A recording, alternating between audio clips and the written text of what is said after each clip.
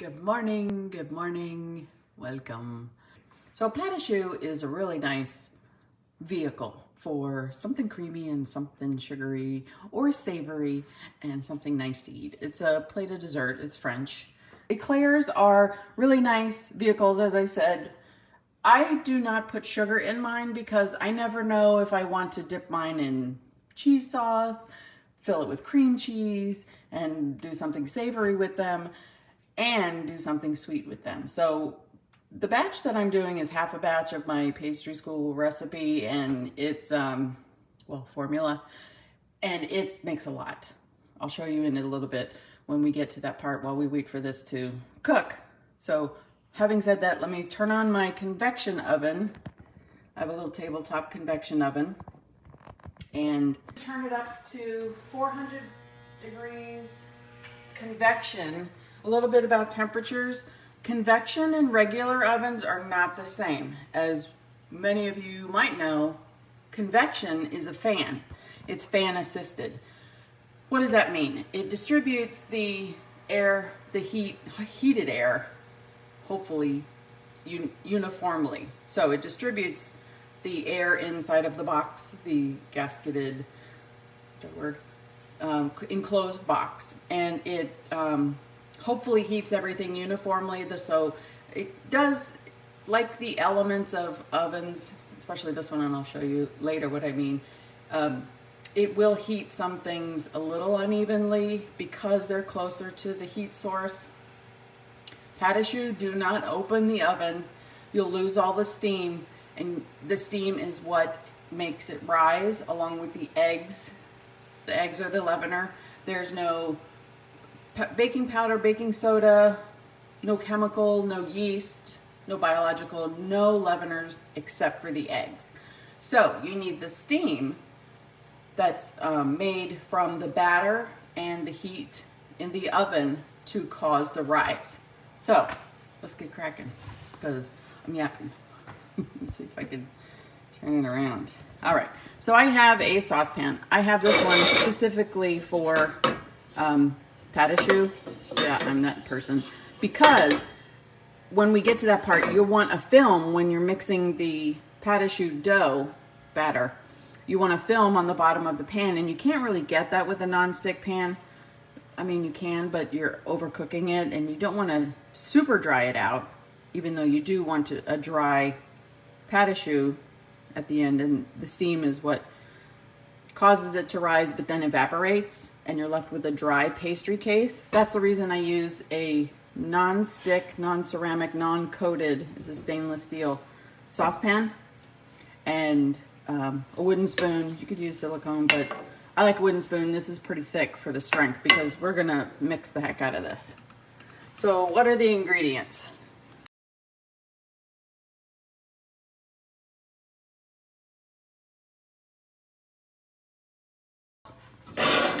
And then we're going to turn it on to a medium heat, a little bit higher.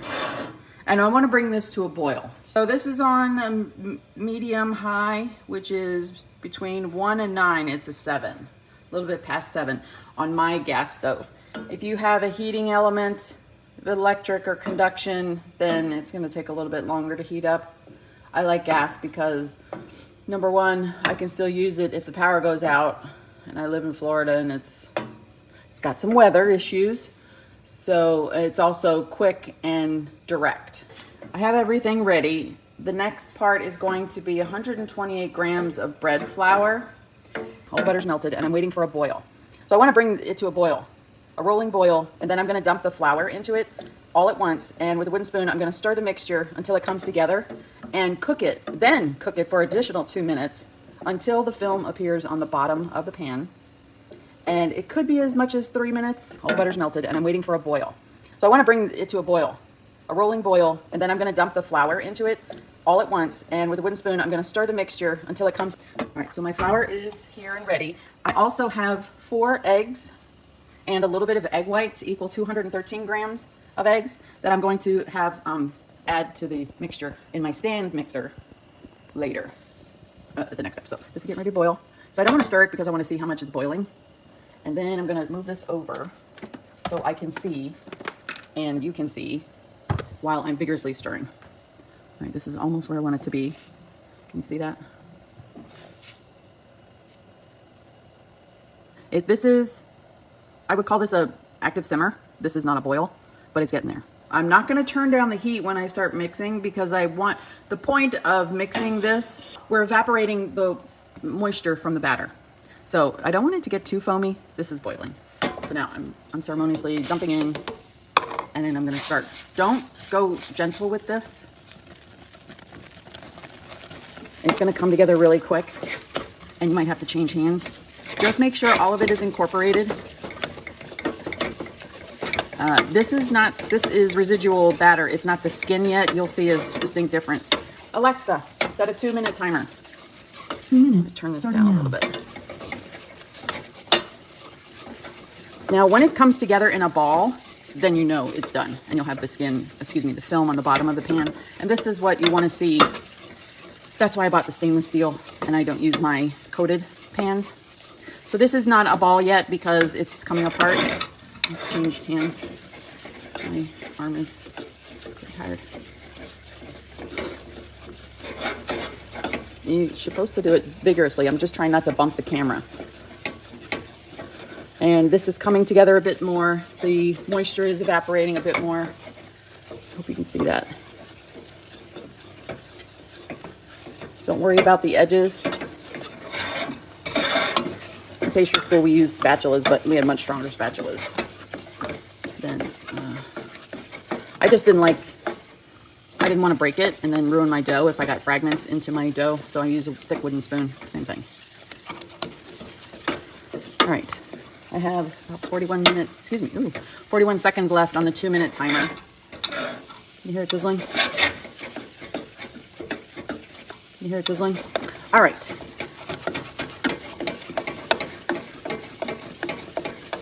2 seconds. This is pretty good. It's still not a ball, but that's okay. Alexa, stop timer. But if I put it together, it does kind of stay together. Sometimes it's going to be 90 degrees here today, so I'm fighting that humidity. I could cook it a little longer, but the risk is I burn it and it becomes too dry. Yeah, we're good. This has the film on the edges. Do you see that? It's not on the bottom because I'm stirring it. I could pull it up, but I don't really want it in the batter.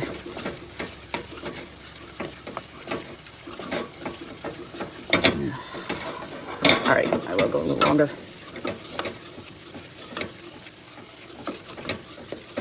Now it's more bowl-like, in that there's not as small pieces, there's bigger clumps. Now it's weird that we're going to take out the moisture from the, oh, this is bread flour. I don't want to overwork it, so I'm going to stop. I don't want to activate too much gluten that it makes tough pâte choux. But again, I want something that's structurally sound. We're going to go with that. So what are we doing now? The eggs, we're going to add one at a time because we have to fully incorporate them before we add the next one, because you may not use all of the eggs. What we're looking for when you pick up the paddle, is you want to look for the V that's coming off. It's going to be pretty wet, and I know we just tried to get all of the moisture out of our batter, but now we're going to put some back in. So I'm measuring my dough with the digital thermometer to see what the temperature is.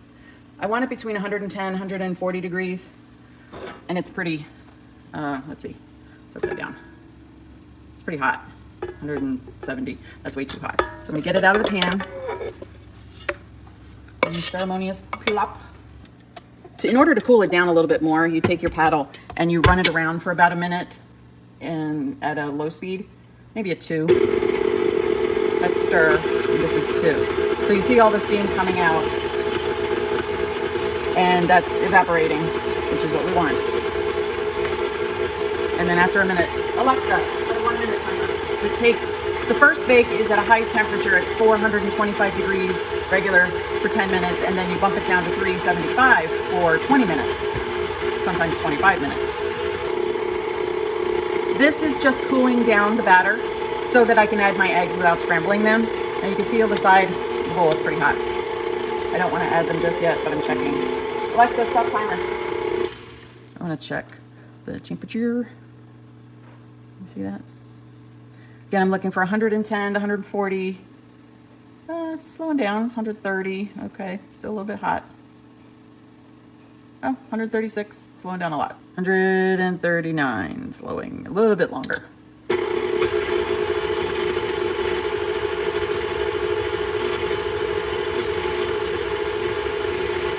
No, I do not want to increase this too much. It's still on 2 because I don't want to activate the gluten in the bread flour. Well, I don't want to activate it too much, but there will be a period of rest because number one, I'll be talking when I go to pipe until I go to put them in the oven, into a preheated oven. And that will help. So be mindful if you're using bread flour, how much you're working it. Does need a little period of rest. This is under 130, so this is perfect. Now, I'm gonna put it on low again, and then I'm gonna add 1 egg at a time while it's spinning. So you just take the yolk, just add the yolk and a bit of white until it's incorporated before you add your next one. This one is not ready. It's pretty close already. That was a big bit of white, which is fine. Now this is 4 eggs plus 14, which worked out to be 199 grams, and then 14 grams of egg white because the 4 eggs didn't make 213 grams. So, and that's half my full ratio, full formula, full recipe. So I want to scrape down the sides. This is pretty good though. That means it's not loose, it's still clumpy.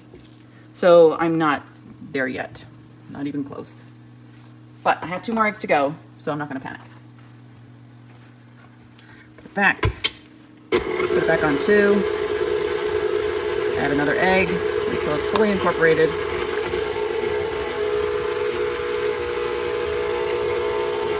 It's getting a little soupier. So again, we'll see when I add the 4th egg. I might even need a little bit more. I'm gonna reserve a little bit of the white because that was the extra and wait until this is incorporated. I might need to add a bit more egg white.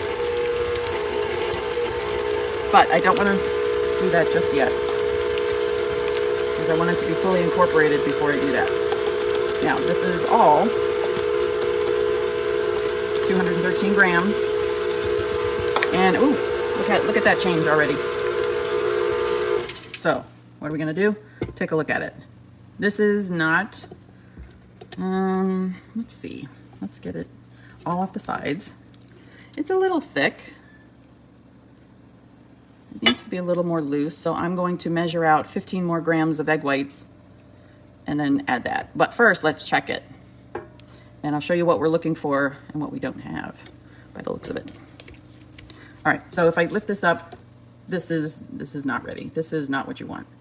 Yes, it's a V, but it's not one continuous bit of batter from the top of the paddle to the clump of batter. It's not a very attractive word, but whatever. All right, so I'm gonna add a little bit more. You're going by sight. This is important. I have pasteurized egg whites on the scale. I'm gonna add a little bit more in to my container, zero it out. You see that? It's just pasteurized egg whites.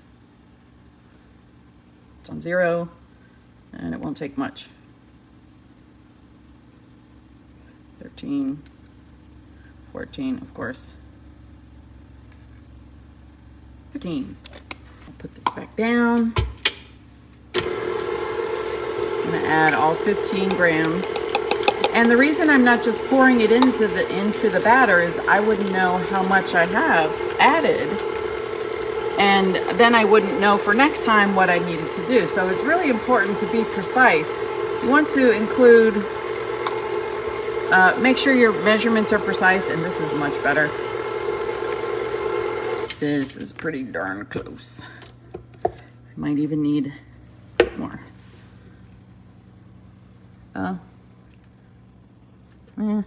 It could use a little more. It's almost the V we're looking for. So again, I'm gonna do 15 grams. Actually, I'm gonna do 10. Oops, nope, 14. 14 grams. So that's the 29 additional grams. Don't add it just yet. Wait, make sure it's running. I could have just added 10, but I want to see what's going on here. And if I get it too far, but I'm still going to pipe it, this is probably plaggy. Gotta get this mixed in.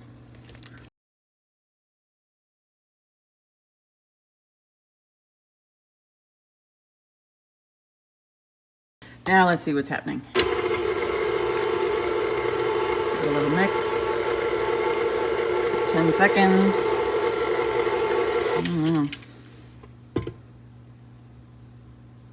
We're gonna stop there.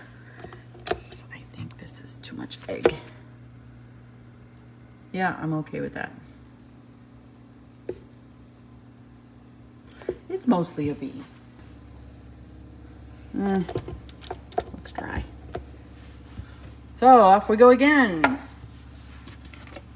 This is why measurements matter. 15, I'm gonna do 20 grams. So that's now 49, and we'll do 50. 51. Okay, it's gonna work.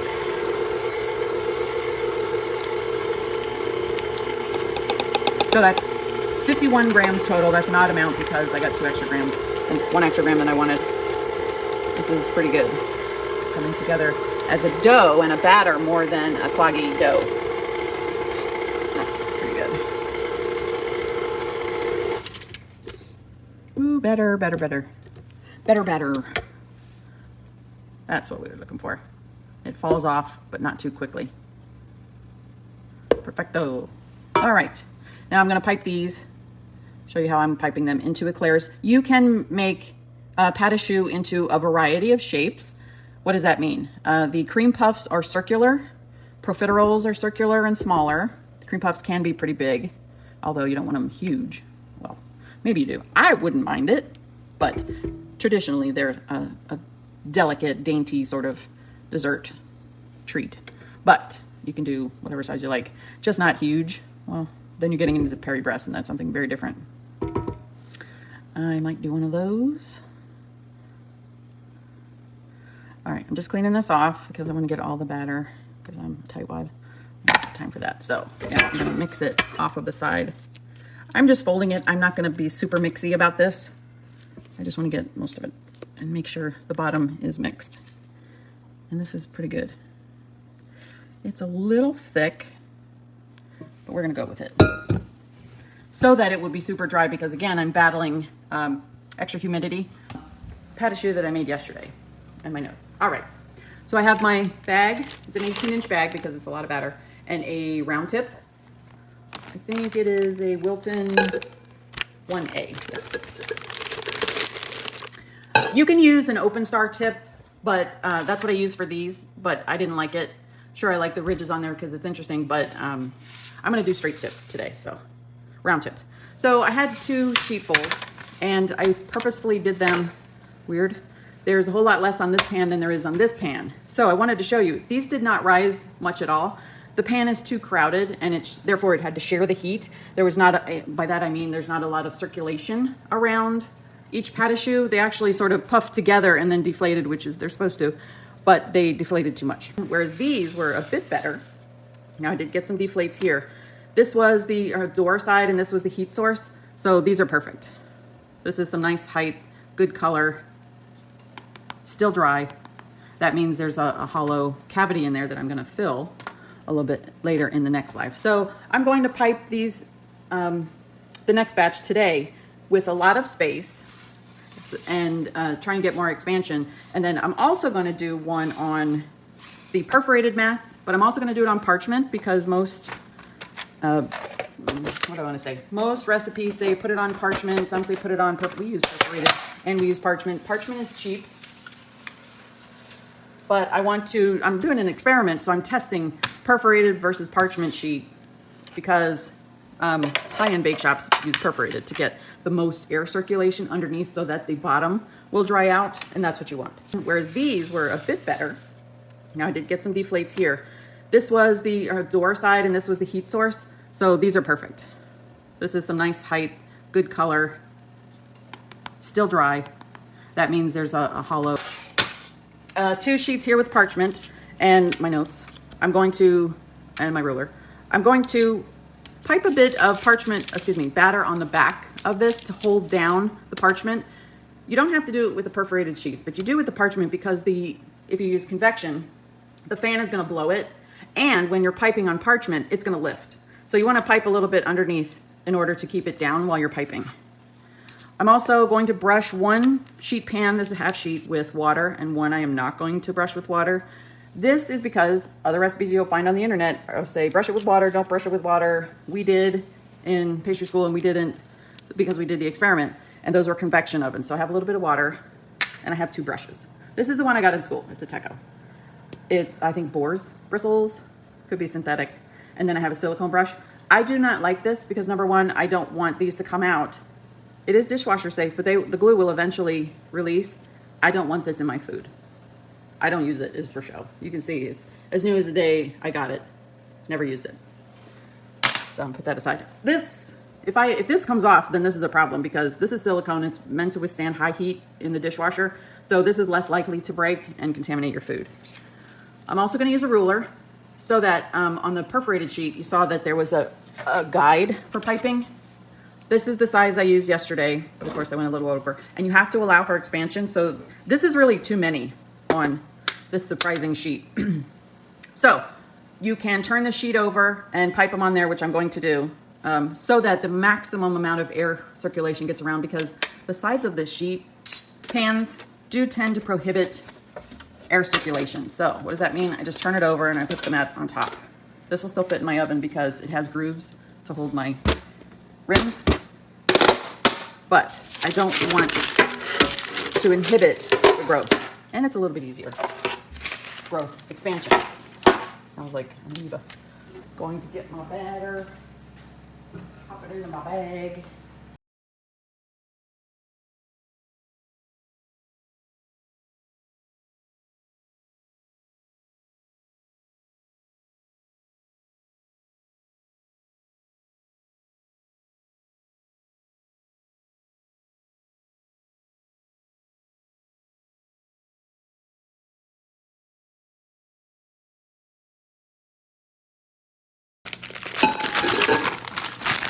So I have my bit of batter, I have my round tip. I'm just cutting off a bit so that my tip will come out without it falling out. This is, I don't know, what, 2 inches? Like, yeah, 2 inches, pretty much.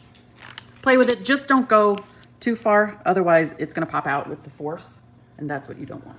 And mine is on 400 fan convection. If you're putting it in your residential oven, you'll be 425 for 10 minutes. And then without opening the door, you're gonna bump it down to 375 regular and 350 fan. All right, now I'm gonna put my dots. Just a little bit, don't need a whole lot.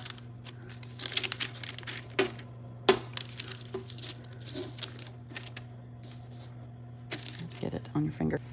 This will cook underneath. It's not a problem. All right, so this is now. Now I'm gonna brush a little bit of water on this one. You don't wanna soak it. You just want it a little damp. This will help with steam. Create steam in order for your puffs to puff, your eclairs to puff. I don't really want standing water. You can see it's sticking to that pretty well. I'll just go back. This should not take long. But anyway. So I'm happy with that. I don't want a whole lot, so don't add too much. You can always add more, you just can't take it off. It's harder to take it off. So how am I gonna pipe? I'm gonna do 3 to 4 inches. So I'm gonna do, let's see, I'm gonna do 3 inches. Make them whatever size you want. It's yours. You do what you want. And I'm gonna go vertically, 45 degrees so you can see it. And squeeze until it's about 3/4 inch thick. And then go down the ruler. Now this is not, if you're shaky, it's going to be a little worm-like, but that's okay. So you do need some room between because you don't want them to connect together. If you do, you just get to eat the mistakes. And when you get to the end, go backwards to finish the tail. If you keep going straight, squeeze, squeeze, squeeze, squeeze. Stop squeezing and pull away. You're just gonna get like a little Dairy Queen sort of tail. This is not how I would hold it, but camera's in the way. and I want you to see what's happening. Don't let it go off of the tray, so I'm gonna come down a little bit. Again, I'm just piping them as best as you can. They're gonna be wonky. I'm gonna do 3 to 4 inches. So I'm gonna do, let's see, I'm gonna do 3 inches. Make them whatever size you want. It's yours. You do what you want. And I'm gonna go vertically, 45 degrees so you can see it. And squeeze until it's about 3/4 inch thick at first. Now I'm gonna offset so that the air circulation will get to all of them fairly evenly. I'm gonna offset my next line.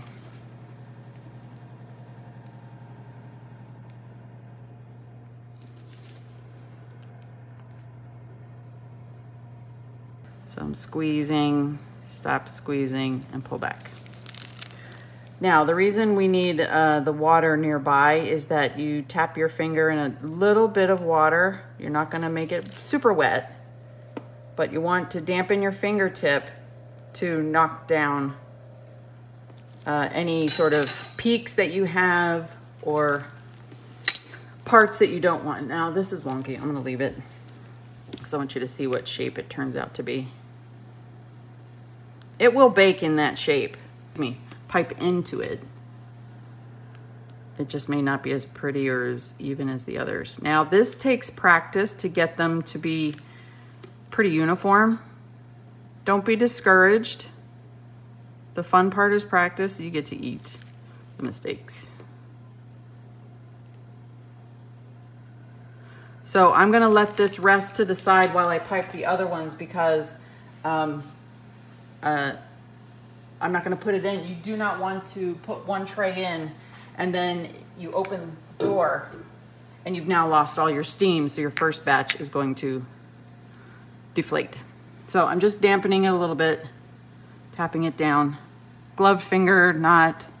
This is gonna be baked. Oops, this was dry and it caught. So just knock it down a bit. Again, everything is fixable. Try and be neat. But again, it takes practice. Don't be discouraged. It's all good. I already did that one. Now I'm gonna flatten this a little bit and then puff it back because I got my little end on top of it and I don't really wanna add too much water on top because that will just inhibit the growth with too much water on it. Okay, so I'm gonna set this aside. I don't have a whole lot of batter left, so I'm gonna do the perforated mat instead of the other parchment sheet. Now I don't need to use the ruler on this one because these are just about 3 inches. I'm gonna use my scraper. You can't see this. I'm gonna scrape down my batter because now I can go a little bit faster. It is exactly the same process as the parchment sheet. Be careful. But let me get a good angle so you can see what I'm doing. I'm gonna do this right-handed so you can see. Let's do that this way. Skip. There's yapping and it's hypnotic, so you have to stay present so you don't mix up your batter. I might get a third tray. Also not how I would hold my bag normally, but I want you to be able to see how we're doing that.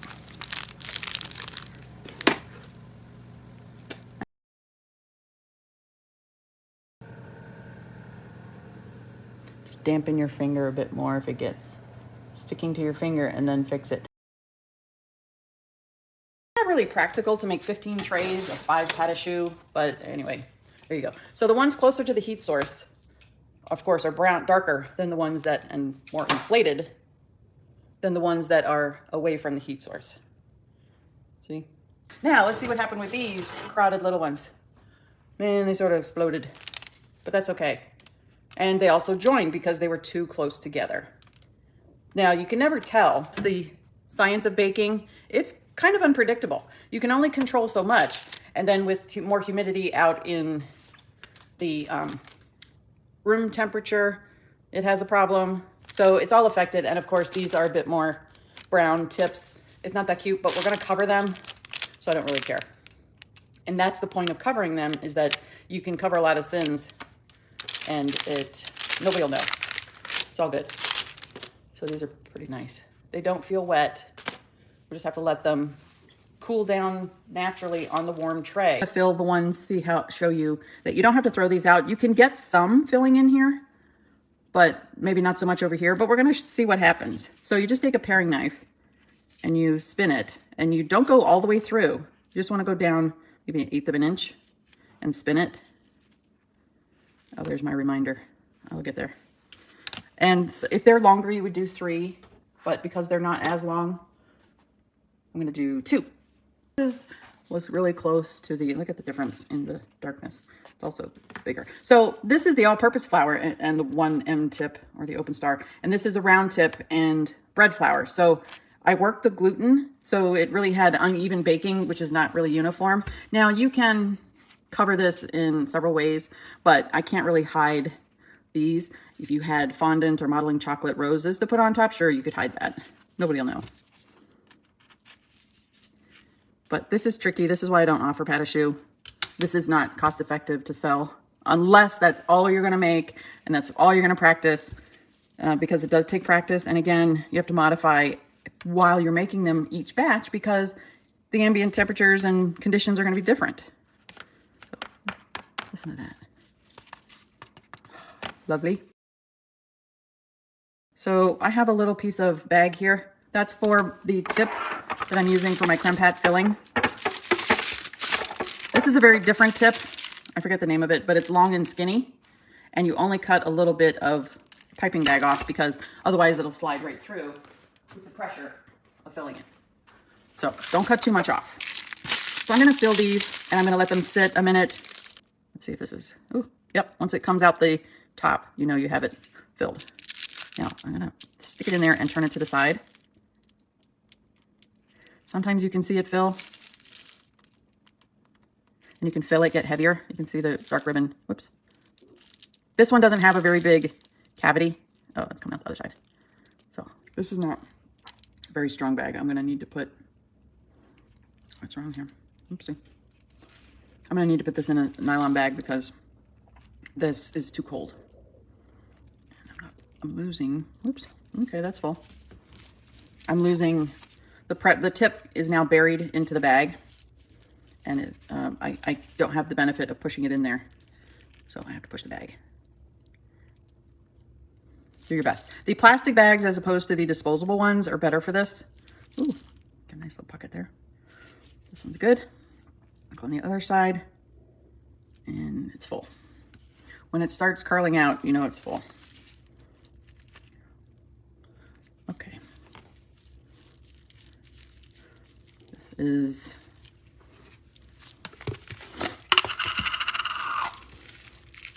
push this out. There. Now I'm pushing the tip out a bit. Now I'm going to put it into a nylon bag because it's stretching. So I wanted to show you the things that can go wrong and how you fix them because something will always go wrong. This is a Wilton nylon bag. Do not use the silicone ones. They stretch too much. These are very old but still usable. And I washed it and didn't turn it back around. So this is a 10-inch. But it has a small opening. I have a variety of them. Some fit couplers, some just fit tips. I'm gonna pop this in there. Now I have the resistance and I have the pokey out tip in order to fill and push it in there to fill my eclair. Now, if I push too far, it's not going to let it come out of the tip, because I'm hitting the other side, or I'm hitting a closed pocket. So you see it fill right there. I'm gonna turn it this way and that, so you fill it. It's not, I don't know if anybody's going in competition, but if you were, that's really full. Need that one first. When I go to put them on a plate to do the top, I will fix that. Ooh, coming out. Uh-oh. Now I have a burst on the side. Need you a second. All right, so you get the idea. I don't have to fill all of them. But when they burst out, stop. You can still use these, just don't fill them as full, and you can still use them. All right. Put that in there. And now I'm going to make, I'm not going to fill this yet. I'll fill that in a bit. Now I'm going to make the orange Dark chocolate and orange are sublime. They're really tasty. So I'm gonna, I was gonna say season. I'm going to flavor my royal icing glaze with orange, Loran Oils orange emulsion. That's what I'm trying to say. Make sure you tag me if you make them and post them, please. I'd love to see your work. I'm also gonna make the low sugar royal icing. So this is Swerve confectioner sugar. There's granulated that I use in, I think the vanilla pastry cream. And it's, the important thing is that it's, where is it? Measures like sugar, it's 1 to 1. This is the only time I'll use cup measures because it's easier to get out of the bag. I'll start with 1/3 cup-ish. It's heaping. And here's the orange Loran Oils bakery emulsion. This is my favorite flavoring to use. And orange is my most requested flavor. So I'm just gonna put a drop in there. This will, the amount of liquid will dictate how runny, as y'all know, we're cookie decorators. All right, let's measure it.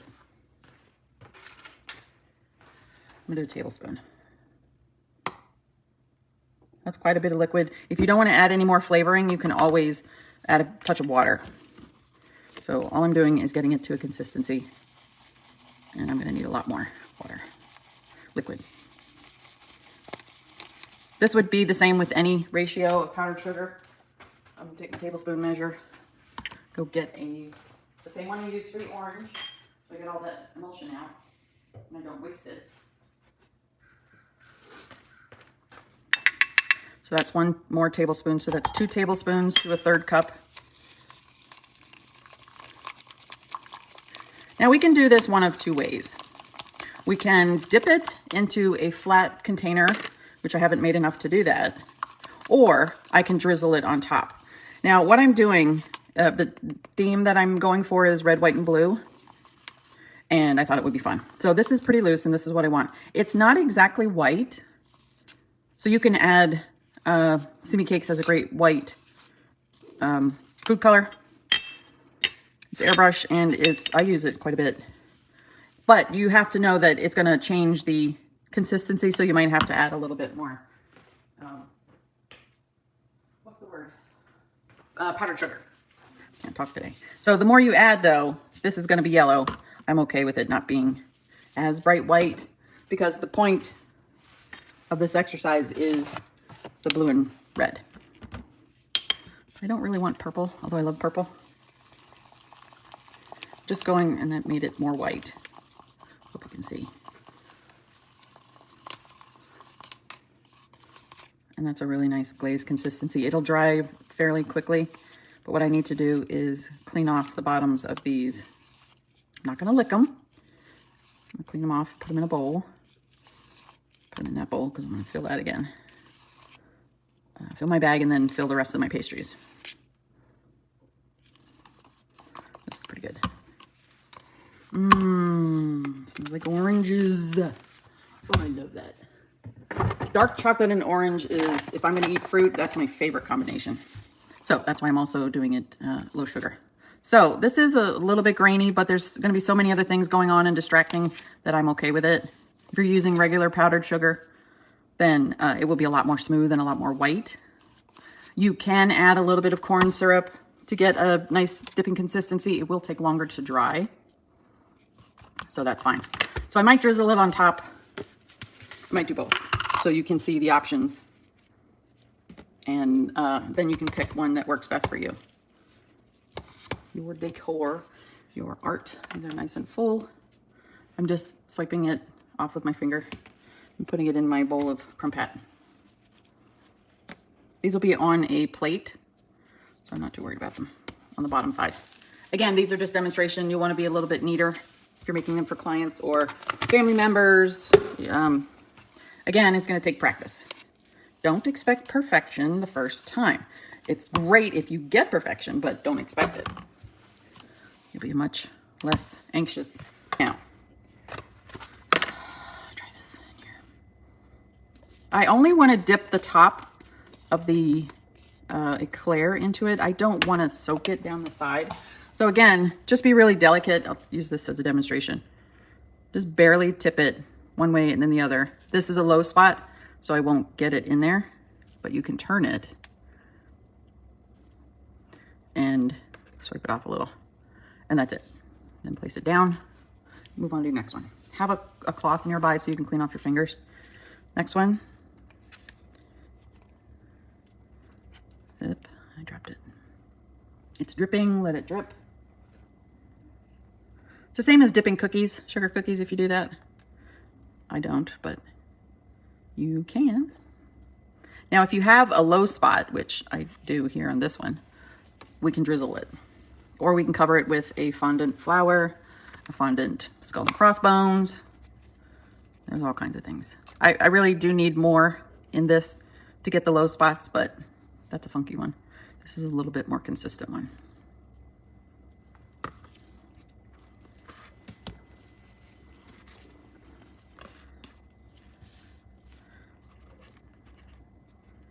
My big fingers. This is why I don't do a lot of super delicate patisserie, because my big fingers make it rather, how we say, rustic. This one will be a bit easier. This is nice and puffy. I'm gonna eat you first after pictures. So it's nice and puffy, so it allows my big fingers access to hold on to it. Give it a little shake.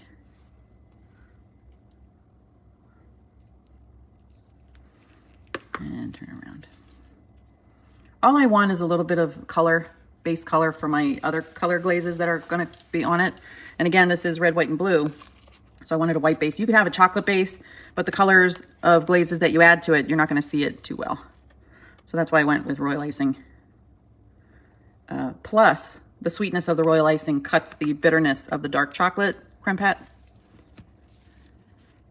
I try to think out and plan a lot of the detail. I like detail. So it's purposeful. Again, do any combinations you want. You don't have to do this theme. It's just coming up. I thought it was fun. And I have that color glazes. So these are royal icing, satin ice glazes.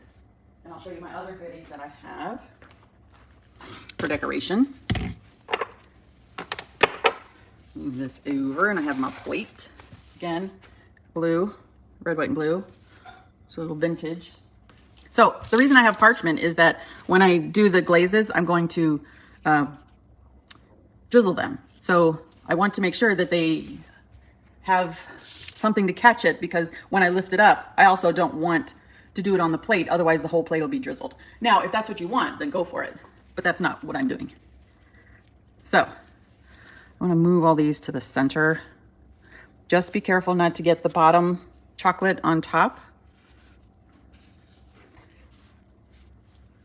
While I'm thinking of it, I'm gonna check my other eclairs to see how they're doing. Now these are really nice. This one is beautiful. Okay, not as much. So they caved in a bit. That's a perfect one.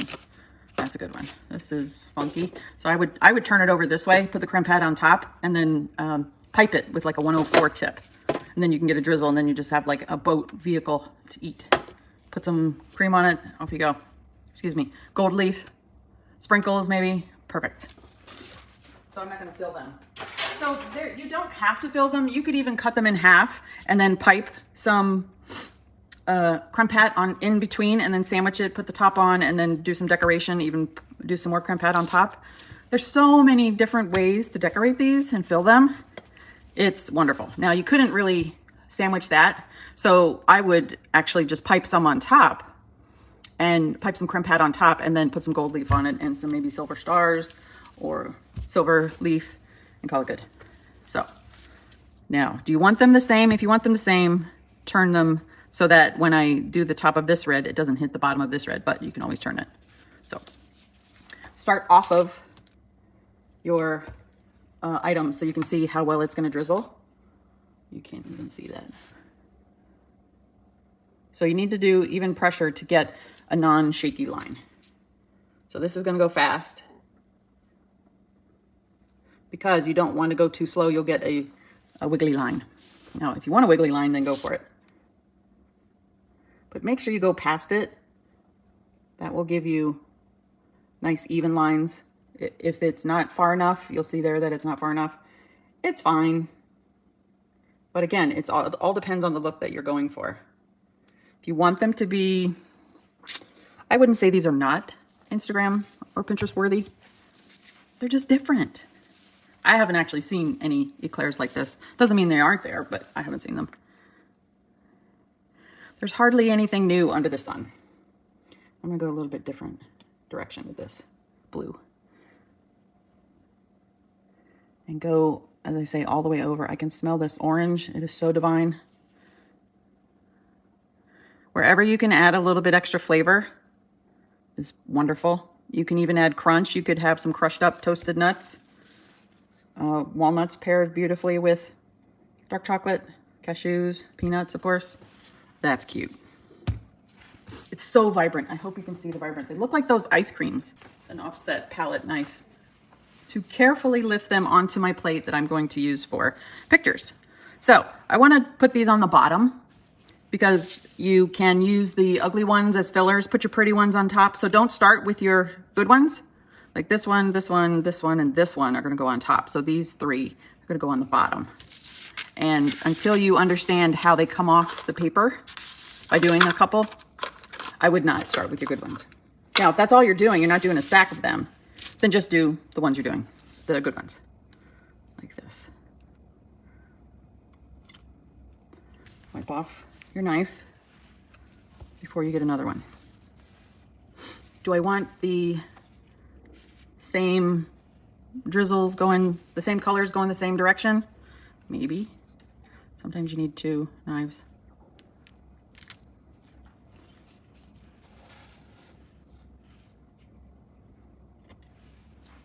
That was not ideal, but it fell off. So that's fine. I'm gonna get my other one. Red and blue. Just be mindful, don't go fast. There's no need to go fast. We're not in competition. This is not a race. You can just do 3. In fact, I'm gonna do 3. That's visually more pleasing than 4. And that's all I'm gonna do. So I'm gonna take pictures of these, but this is it. Me one. Eat this ugly one. This doesn't have,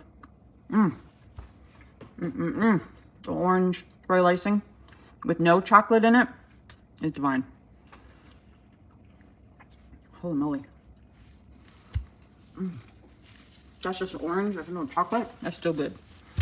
Let me show you. These satin ice glitter glazes, they have some beautiful glitter in them that will reflect some light when I go to take a picture. These are regular sugar, so you have to take that into consideration if you're worried about calories and sugar. But they're only 10 calories per teaspoon. I love satin ice products. Let me eat this one. I know it has chocolate in it.